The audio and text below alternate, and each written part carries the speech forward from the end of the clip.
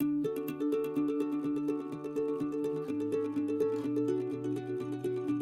digital divide has always been a reality, but its ongoing impact was brought into stark relief by the pandemic. When we paused the face-to-face programmes, we realised quite quickly when we tried to get those participants online that the majority of them did not have a device, did not have any internet. Digital poverty is hitting a lot of people across this country, and the biggest challenge would be to break down the barriers of the fear of turning on a computer. Particularly like the older generation, I suppose for 5 or 6 months we're told don't go out of your home, stuff like that. It's a bit like the old thing of the 18th and 19th century where we had to combat illiteracy. We now have to combat digital illiteracy. The world is technological now. Everything is technology. It's no longer a choice. It's not recreational. It's an essential. Organisations now had to reimagine and adapt if they were going to reach the isolated and disadvantaged within the communities. The nature of engagement across all public services has very much changed in terms of it is through online facilities, online platforms. There is a digital group which came as part of the COVID response, working to try and upskill and make people digitally literate. The technology companies need to reach out to older people to make their products accessible, reliable, engaging for older people. They need to understand that older folk approach things in a different way. Quite often the people who benefit best from our programmes are those who are struggling. So they didn't have the confidence to use a device, so we needed a very, very easy to use device. At Acorn, we'd long since recognised that age-friendly design was required to bridge the gap, and had created an easy-to-use, highly accessible smart tablet.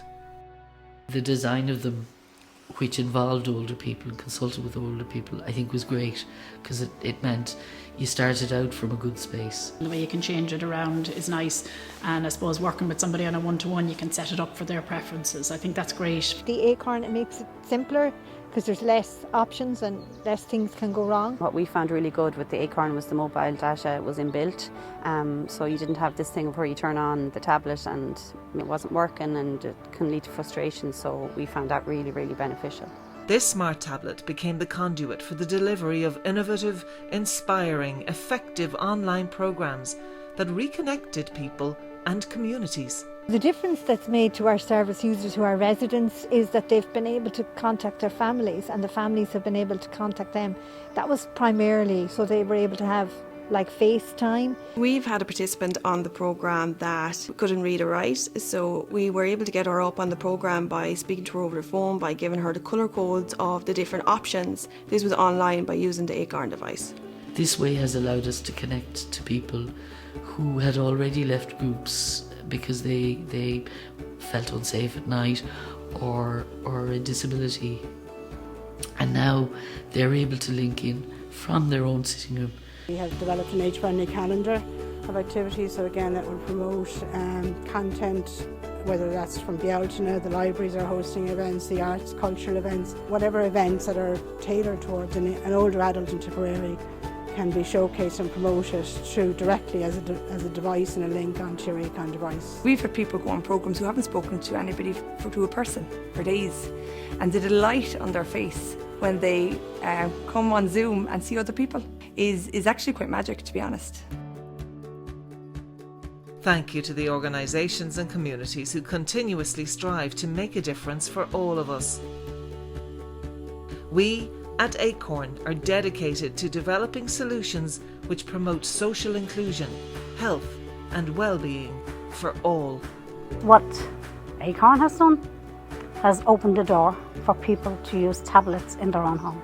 I know of a singing group online, social group online, and that's just literally meeting to have a chat. They have their knitting group online, they have a gardening session online, we have chair yoga going on, we've cookery classes lined up as well. You're bestowing a value on people by saying, of course you can have technology, you can, why not? and then for them to experience success in using it.